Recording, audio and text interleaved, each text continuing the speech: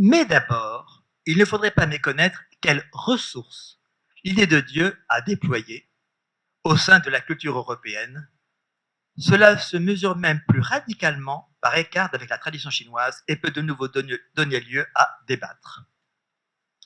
L'idée de Dieu a peut-être même été la plus féconde là où on l'attendrait le moins.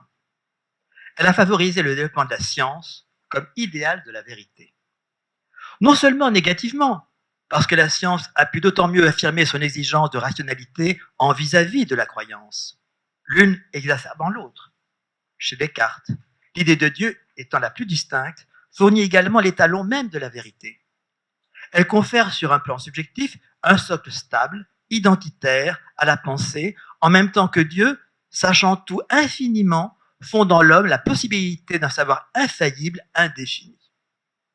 En outre, l'incompréhensibilité de Dieu, de l'idée de Dieu, bloque commodément le mystère, sous sa seule idée, et fait place nette pour le savoir explicatif et déductif de la physique.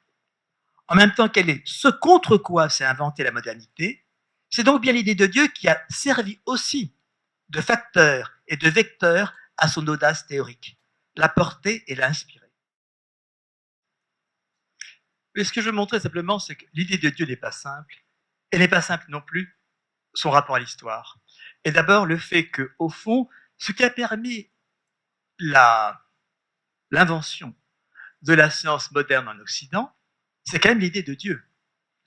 À la fois parce que la science moderne s'est inventée contre Dieu, et en même temps parce que Dieu a ouvert des conditions de possibilité d'un statut de la vérité dont a profité la science.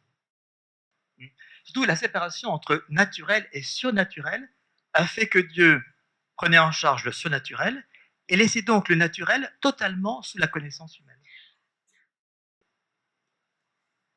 Oui, alors je vais interroger maintenant un point plus difficile, qui est le statut de la pensée de l'autre.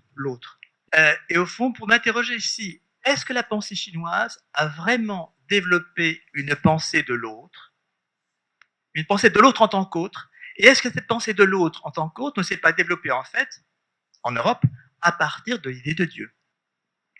Il en est de même de la pensée de l'autre, non pas tant en tant qu'altérité logique, telle que pensée par les Grecs, l'autre y étant l'opposé du même et se dialectisant avec lui, mais en tant qu'altérité personnelle et de ce fait existentiel, par extériorité de l'autre à soi, se présentant dans la rencontre et débordant le soi, porté alors à se dépropриer de soi-même.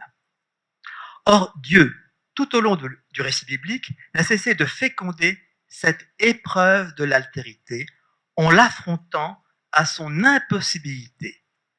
Il l'ouvre du coup en quête infinie. On peut s'interroger à nouveau à cet égard par l'écart ouvert. La Chine, elle qui n'a pas déployé la pensée de Dieu, a-t-elle pu penser l'autre en tant qu'autre? Elle a pensé l'autre comme le répondant ou le corrélé, comme opposé complémentaire, yang et yin, ciel et terre, etc. Autrement dit, le partenaire au sein d'une globalité. Mais non pas l'autre en tant qu'autre, étranger au monde, ou du moins à mon monde, et l'entr'ouvrant de son dehors.